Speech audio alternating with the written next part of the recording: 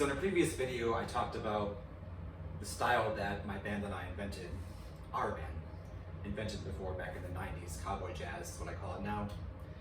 You could also call it streamlined jazz. So this style apparently took off. I was on a ride home one night recently in an Uber, with an Uber driver from my job. And this was within the last year or so. And a song came on the radio. It was a pop station, and basically it sounded like the style. It sounded like the streamlined jazz or cowboy jazz. It had all the elements that I was saying before. The harmony like an angry trucker, the improv type vocals, jazz sounding soulful and bluesy. It has the vocal riffing of Unicorn Farm, which is our song. The vocal riffing is like, it's a jazz like idiom thing, but the stuff that's like, up, it's just riffing down and that kind of thing. Going like that. That's the kind of stuff I did in Unicorn Farm when I recorded it.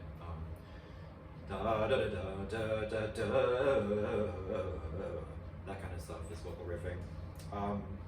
And then, fourthly, I didn't say this, but it has forward-looking lyrics. Forward-looking, looking to the future, you know. And that's part of the blues, I guess, the dismal circumstance looking towards the future. So the song that I heard happened to be Where's My Husband by Ray, and this was from, I guess, released September 19th, 2025. Whereas my newer version of Unicorn Farm was released November 8th, 2024. And the original version was 1994 or 3, circa. I'm not sure, I don't remember exactly. It might have been summer of 1993 actually, to tell you the truth. So, I'm gonna play through quick like the chords for the new song Where's My Husband by Ray, which seems to borrow the stylistic traits like fully. And she seems to do it like to an extreme. So, you know, B flat minor. Is that loud enough? So we're starting on the one chord here.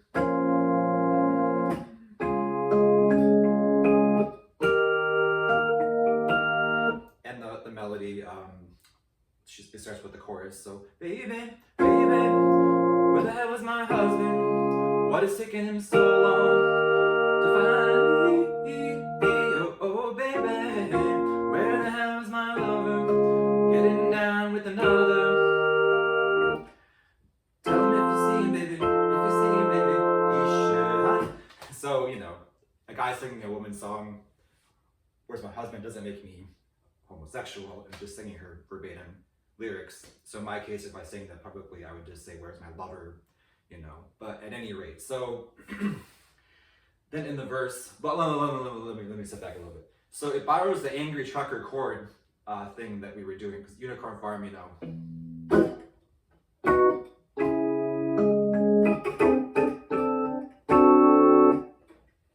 It's basic like major harmony, major and minor harmony.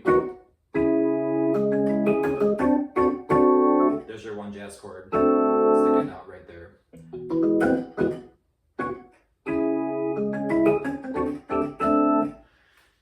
And so here with Ray's song, Where's My Lover, it's basic, it's the same. It's an angry trucker chord sequence. It's basic, major, and minor. So minor chord, 1. Where the hell is my lover? What is taking him so long? So basically that's minor, followed by major,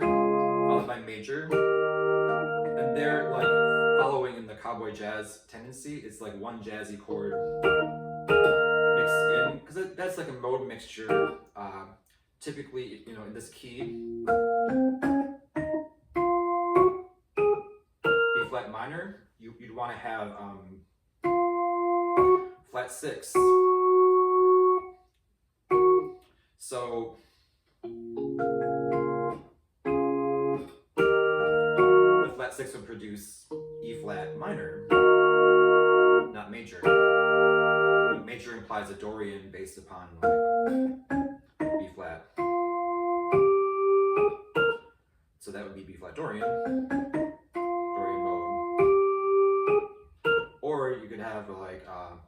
melodic minor ascending. That could be also what that's implying.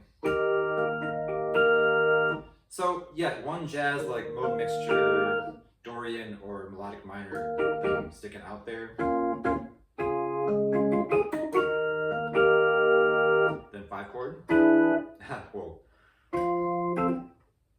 There we go.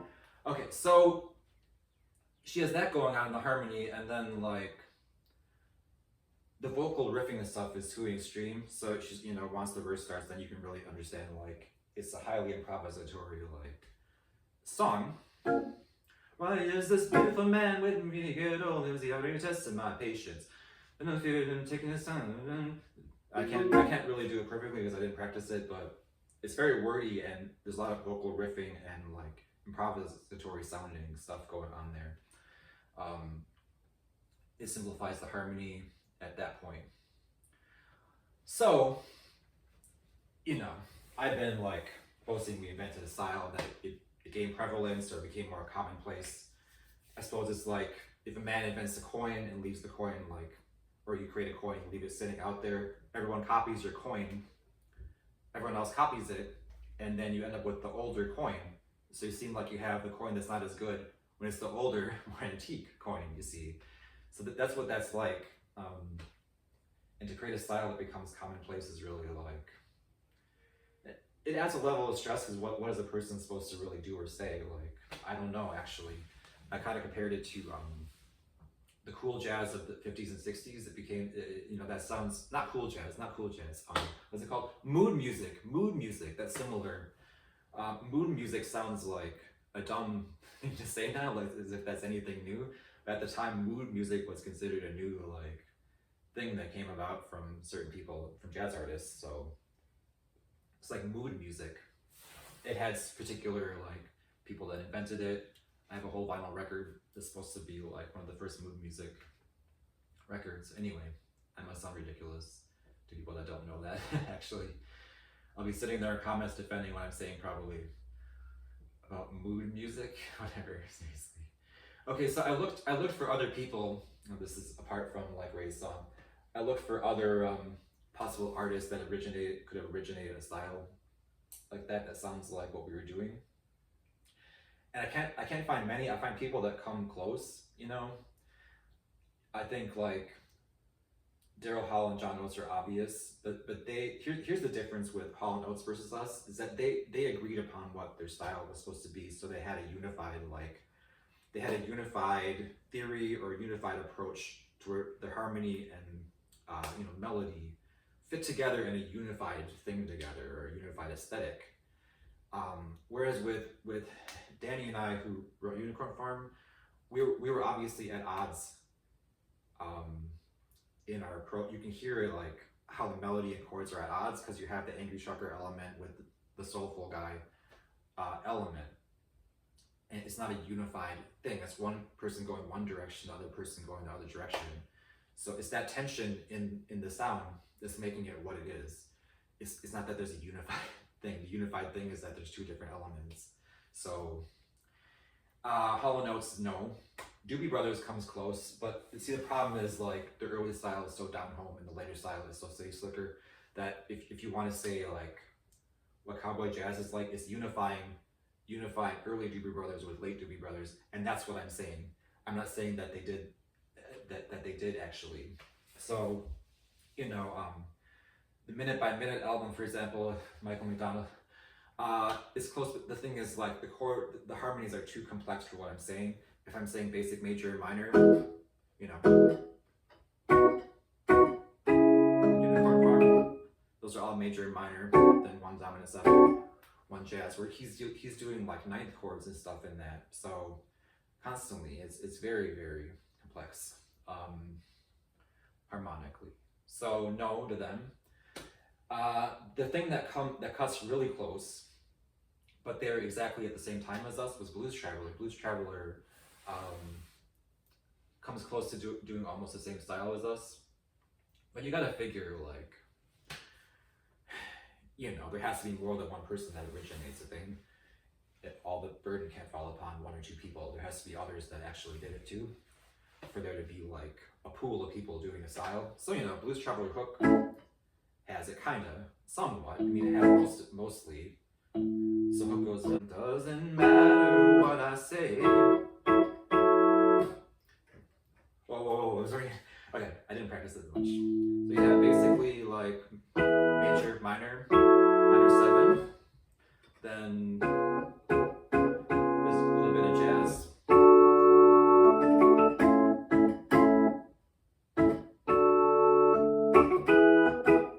That's mostly major, harmony, and minor with a couple like curveballs. That's very much like us.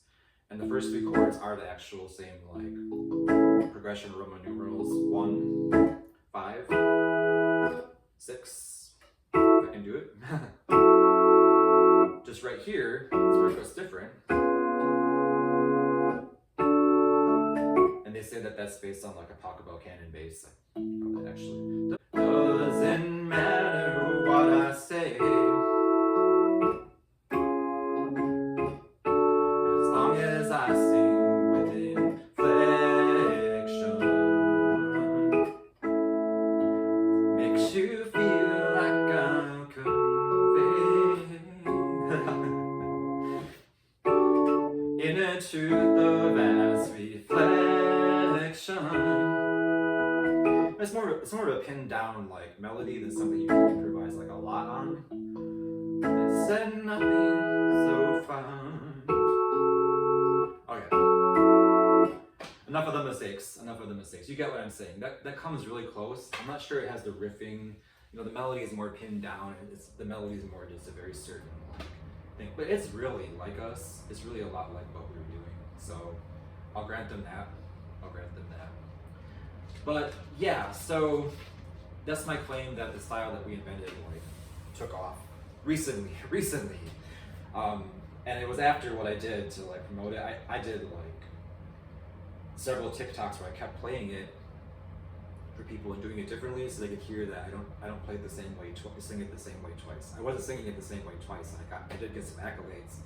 I did get some attention on TikTok for doing that. So that's the claim. I think I covered it pretty much. Oh yeah, and I have a way of saying that. Where was that? Post-it note. Okay. Yeah.